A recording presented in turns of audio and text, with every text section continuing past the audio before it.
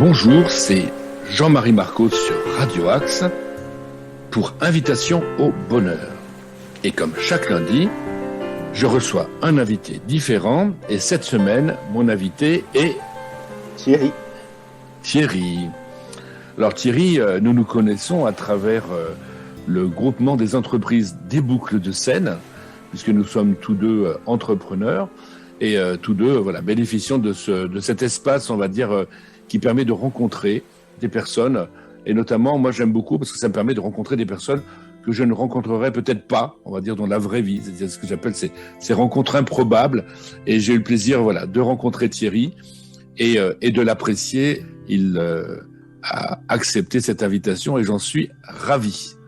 Thierry, je vais donc te poser quelques questions et surtout partager ensemble des idées, des points de vue sur le bonheur. Le bonheur, c'est vaste. Le bonheur, c'est individuel, c'est intemporel.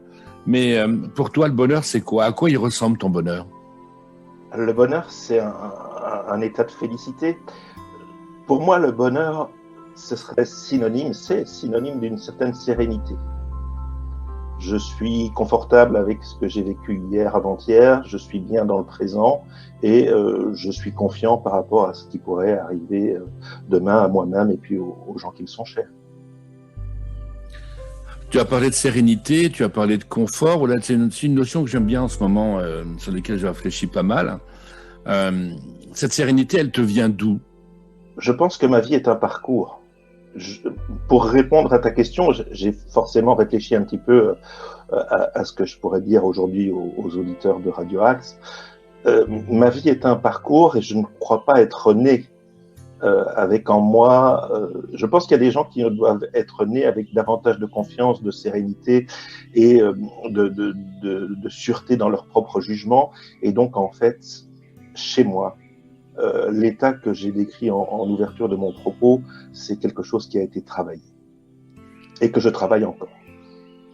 Donc c'est vraiment, j'utilise souvent la métaphore du chemin. Donc c'est un chemin que tu as commencé à creuser, à arpenter depuis longtemps maintenant, cette quête de sérénité. Sans doute que chaque être humain est en quête de sérénité à partir du moment où il vient au monde. Pour ce qui me concerne, quand j'étais enfant, j'avais un mantra qui était « Vivement quand je serai grand, je ferai ce que je voudrais ».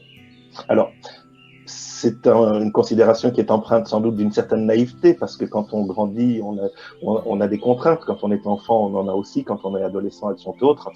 Mais en réalité, je pense être quelqu'un qui aime bien se prendre en main et j'ai commencé à faire ce travail de recherche du bonheur quand j'étais confronté à la nécessité d'être autonome dans la vie matériellement et puis de construire quelque chose en tant que jeune adulte. C'est là où j'ai vraiment pris conscience de la nécessité d'être bien dans l'humanité, c'est-à-dire de rechercher des situations qui me rapprochent de la position d'être bien moi-même et puis dans la mesure du possible d'apporter des choses sympas, des choses bien aussi autour de moi. Et maintenant que tu es grand? On n'est jamais grand. On a toujours l'enfant qui sommeille en soi. Oui. Et maintenant que tu es grand, quels sont les espaces dans lesquels tu as le sentiment de faire ce que tu veux réellement? Je fais ce que je veux aujourd'hui dans ma sphère professionnelle. C'est là sans doute où j'ai le plus grand espace de liberté depuis que je travaille pour mon propre compte. Ce qui n'est pas évident, parce que le salariat a ses avantages. Après, ceux qui ont expérimenté le travail indépendant ou la direction d'une entreprise connaissent d'autres problèmes, mais aussi d'autres possibilités, d'autres joies et d'autres libertés. Aujourd'hui, en vieillissant un petit peu, je récupère aussi quand même des espaces de bonheur, de félicité et de satisfaction en me disant que le chemin que j'ai accompli dans ma vie privée aussi aboutit à des choses concrètes qui me montrent que j'ai fait pas mal de choses qui amènent des perspectives d'avenir plutôt sympas pour moi-même, pour ma chère et tendre épouse, et puis aussi le fait que j'ai l'impression que mes enfants, mes deux grandes filles, sont sur de bons rails. Elles sont à l'âge d'être étudiantes maintenant dans le supérieur, ça se passe plutôt bien. il y a un truc qui est génial, c'est que récemment, mais c'est quelque chose qui m'arrive de temps en temps, des gens que je vois pas souvent, mais qui connaissent mes filles, qui les voient souvent, me disent tes filles, on t'en fait compliment. Parce que quelque part, quand on a réussi l'éducation de ses enfants, et Dieu sait si c'est difficile, mes filles nous ont jamais rendu la vie difficile à leur mère et à moi-même, mais quelque part, on se dit non seulement c'est bien pour l'instant présent, mais aussi on se dit que quelque part, on a doté ces enfants, on les a équipés du mieux possible pour qu'elles affrontent l'avenir, sereinement, dans le bonheur. Donc, tu es le papa de 2 grandes filles qui sont donc de jeunes adultes aujourd'hui? Oui, elles sont adultes. J'ai une de mes filles qui a 21 ans, qui étudie à Versailles et qui est donc encore qui rentre à la maison tous les soirs. Enfin, pour l'instant, elle étudie même à la maison dans les conditions sanitaires qu'on connaît. Et oui. Et mon autre fille vient de quitter le nid familial pour s'installer en province, pour y poursuivre encore pendant 5 ou 6 ans de longues études, puisqu'elle va faire comme maman, mieux que maman, dit-elle en rigolant, parce qu'elle est en voie de faire un bon petit médecin.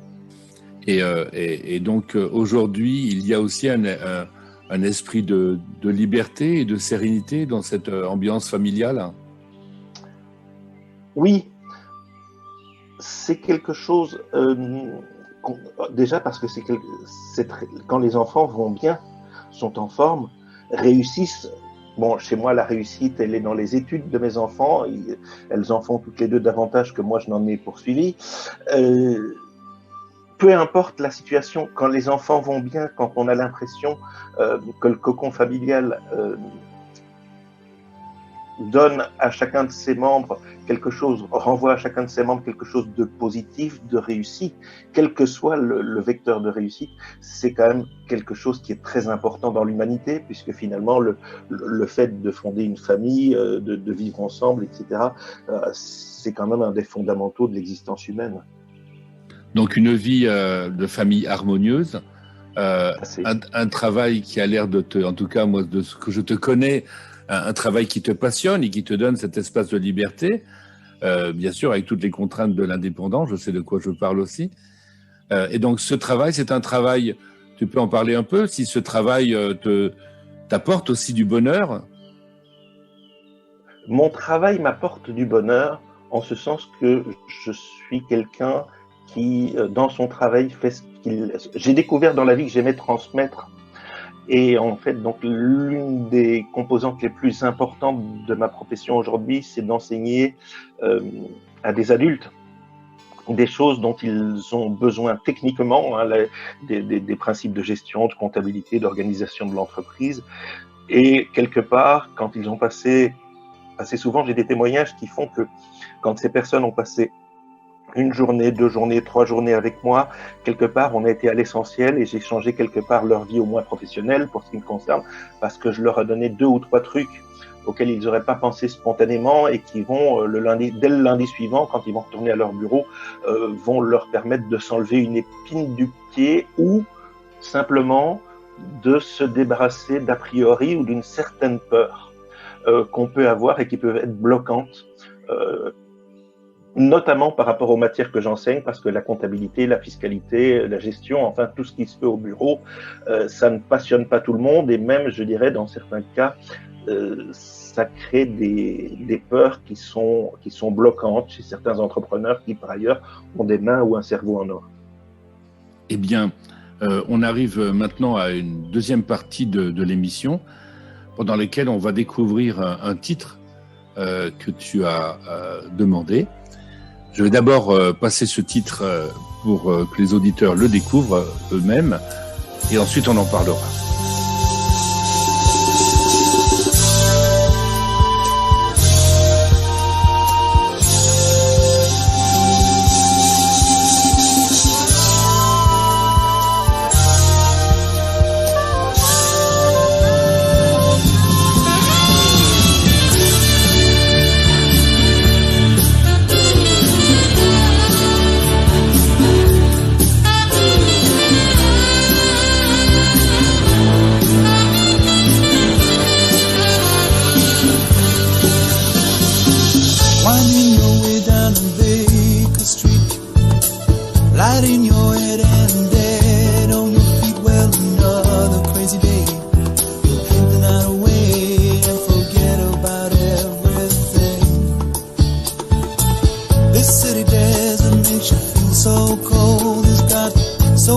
people, but it's got no soul, and it's taking you so long to find out you were wrong when you thought it held everything.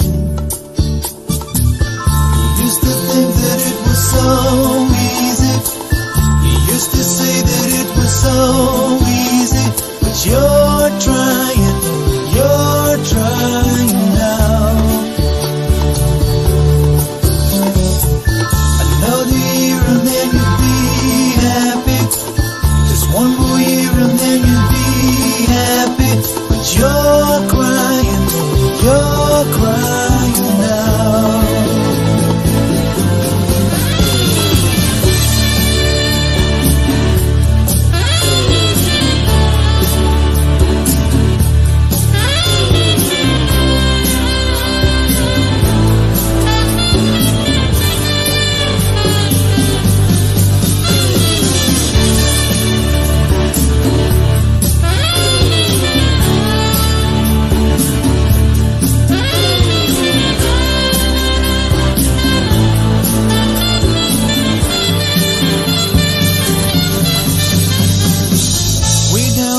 There's a light in his place. He opens the door, he's got that look on his face, and he asks you where you've been. You tell him who you've seen, and you talk about anything. He's got this dream about buying some land. He's gonna give up the booze and the one night stands, and then he'll settle down in some quiet little town and forget about everything. You know he'll always keep moving. You know he's never gonna stop moving. 'Cause he's rolling, he's the Rolling Stone. When you wake up, it's a new morning. The sun is shining, it's a new morning. You're going home.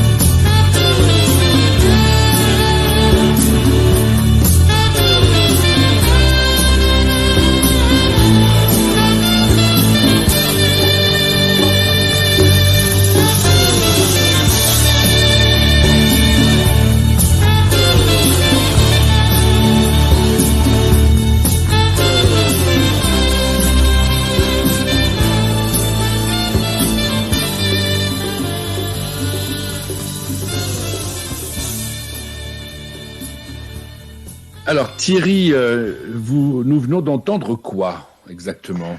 Jerry Rafferty, c'est Baker Street, c'est rue de Londres. C'est un disque que j'ai choisi parce que moi aussi, j'ai eu l'occasion dans mes jeunes années, à l'époque où j'étais étudiant, d'animer des émissions de radio. À l'époque, c'était pas aussi structuré que maintenant.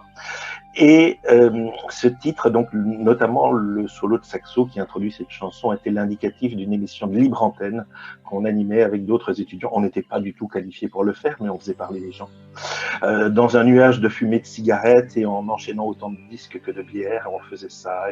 Et donc, en fait, ça reste un joyeux souvenir de ma jeunesse. Une jeunesse qui se passait en Belgique. Oui, ma famille est en Belgique. J'ai vécu en Belgique jusqu'à l'âge de 30 ans et je suis arrivé en région parisienne parce que j'y ai rencontré la personne avec laquelle je suis maintenant marié depuis 25 ans et que à l'époque, il s'est trouvé que l'opportunité pour moi me paraissait bonne de venir m'installer en région parisienne pour des raisons donc sentimentales. L'amour t'a fait voyager d'Outre-Quiévrin, c'est ça, jusqu'en France. Ouais. Je me plais quand même à dire que je suis plus proche de ma famille qui est autour de Bruxelles, pour faire simple, qu'un Marseillais est proche de Paris, ou qu'un Perpignanais est proche de Paris. Est-ce que la notion de bonheur, pour toi, elle est différente dans la culture belge ou dans la culture française parisienne, telle que tu la connais aujourd'hui? Alors je crois que je porte en moi malgré tout un peu de belgitude avec une manière d'avoir du recul sur les choses qu'on n'a pas forcément de la même façon quand on a une éducation plus gauloise, pour dire plus française, plus parisienne. Je ne sais pas comment dire les choses sans vouloir avoir l'air de porter un jugement, parce que j'essaie de ne pas en porter. Il y a un terme très sympa dans l'humour belge, c'est ce qu'on appelle la truculence. Oui. C'est une forme d'humour que, par exemple, quand je fais écouter certaines choses que je prends sur des médias belges et qui sont censés faire rire, je sais que ça ne fait pas forcément rire ma femme ou des gens qui sont autour de moi, qui n'ont pas ces petites références culturelles qui me constituent de naissance. Et tu parlais aussi de l'enfant intérieur, enfin de garder toujours cette part d'enfance en soi. Le petit Thierry Gaumans de 7 ans, qu'est-ce qui le rendait heureux à ce moment-là? Alors, c'est une question que tu ne pouvais pas poser, que tu ne pouvais pas ne pas poser. Et donc, je m'étais préparé à la réponse. Normalement, dans le jeu de la vérité, on a un joker. Oui, bah écoute, éventuellement, tu n'es pas obligé de répondre à mes questions. J'ai réfléchi avant qu'on se connaisse. Si je ne répondais pas, les auditeurs pourraient penser que j'ai été élevé par des monstres. C'est pas le cas. Mais comme mon parcours a été un petit peu long et que j'ai fait référence à cela tout à l'heure en disant, je pensais souvent, quand je serai grand, je ferai ce que je voudrais. Et donc en fait, je n'ai aucun ressentiment par rapport à la manière dont j'ai pu grandir ou j'ai pu être enfant, puisqu'en fait, c'est simplement moi qui n'ai pas pris à l'époque les perches qui m'étaient tendues pour aller vers le bonheur et toutes ces choses. Il a fallu que je me constitue et j'ai coutume de dire que je suis né une deuxième fois. Quand je me suis pris en main, quand il a fallu que je me confronte par moi-même au monde des adultes, à gagner ma vie, etc. Et où je me suis rendu compte qu'il n'était pas possible que le monde tourne autour de Thierry, mais que c'était moi qui devais tourner avec la planète. Et donc, en fait, j'ai beaucoup plus de souvenirs heureux de ma vie d'adulte que je n'ai pu en conserver de ma vie d'avant, même s'il y en a. Et donc, encore une fois, tout simplement, je ne porte pas un jugement sur la famille dans laquelle je suis né. Tout simplement, je dis aujourd'hui, franchement, qu'à l'époque, quand j'étais enfant, je n'avais peut-être pas le mode d'emploi qui me permettait de saisir tout ce qui m'a été offert à ce moment-là. J'entends bien.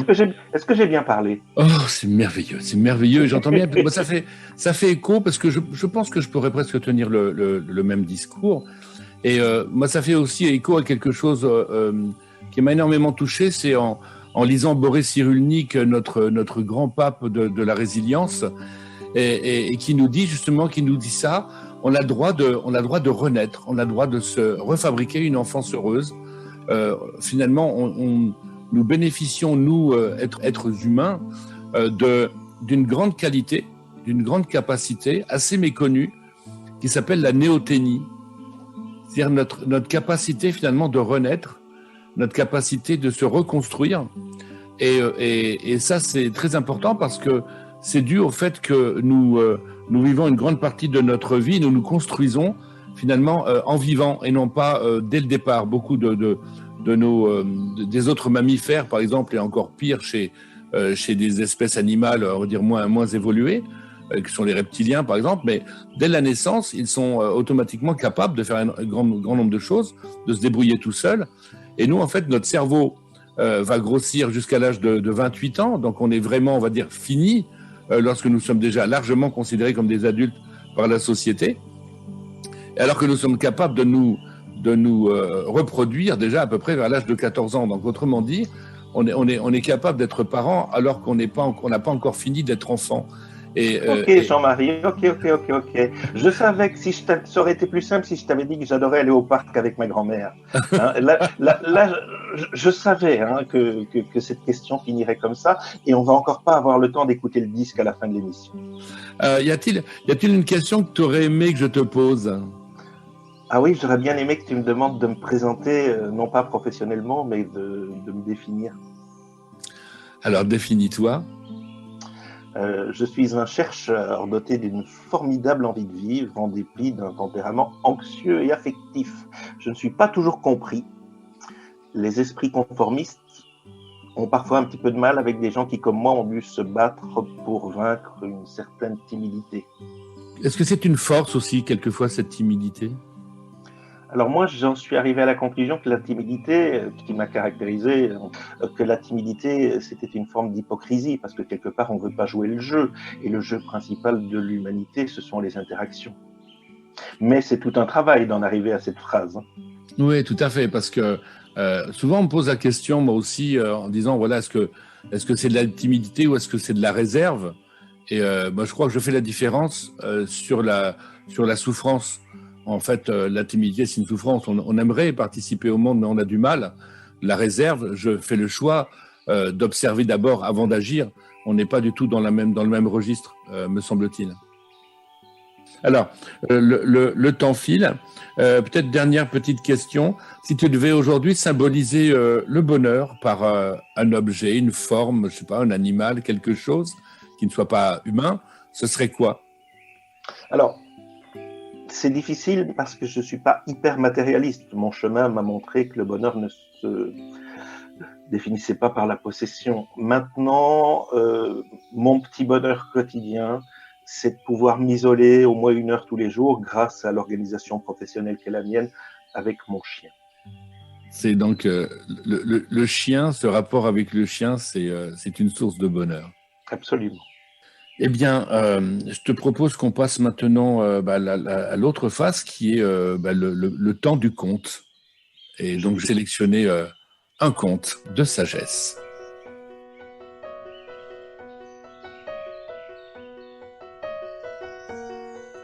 Donc, le conte s'intitule La fenêtre aveugle.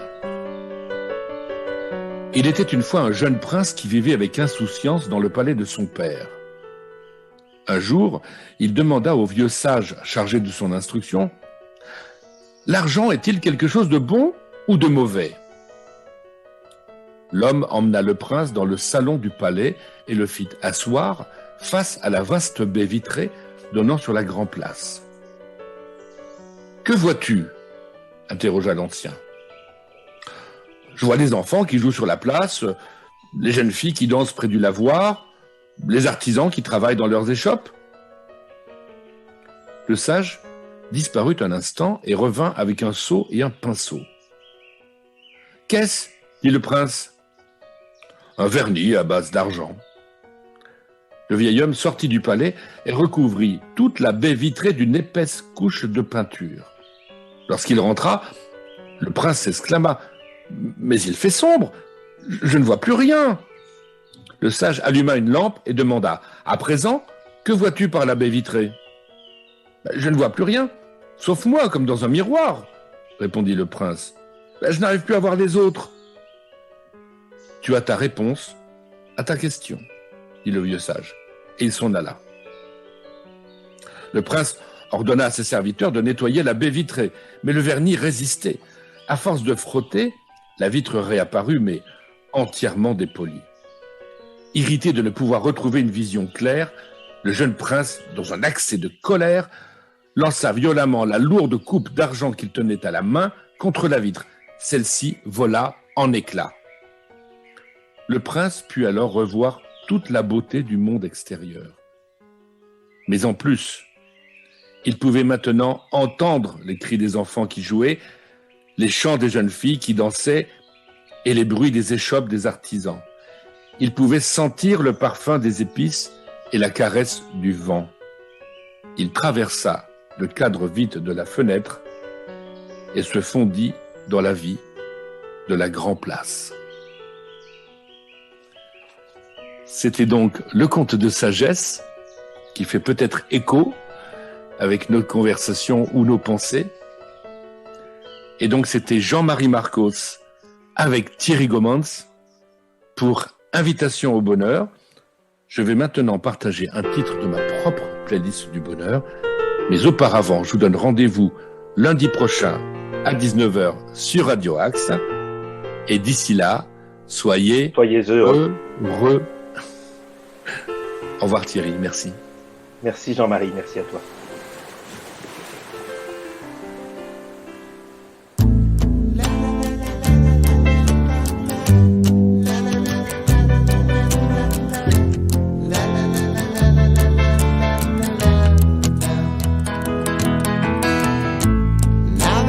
lost everything to you. You say you wanna start something new, and it's breaking my heart you're leaving.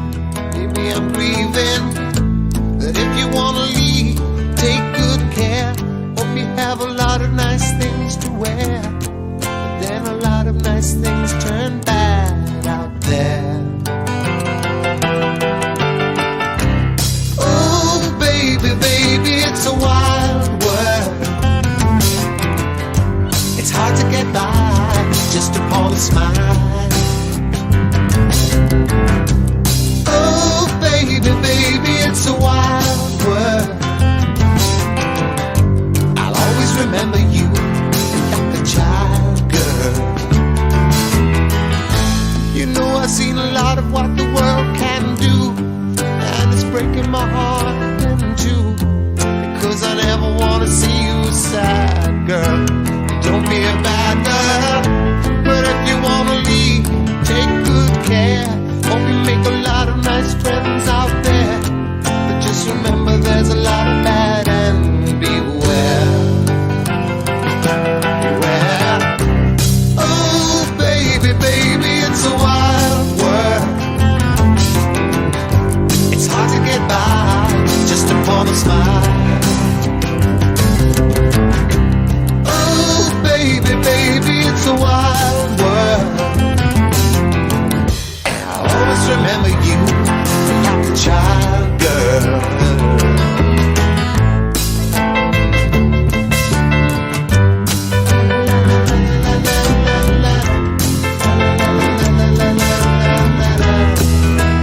Baby, I love you, but if you wanna leave, take good care. Hope you make a lot of nice friends out there, but just remember there's a lot of bad and beware. Well, oh baby, baby, it's a wild world. It's hard to get by just upon a smile.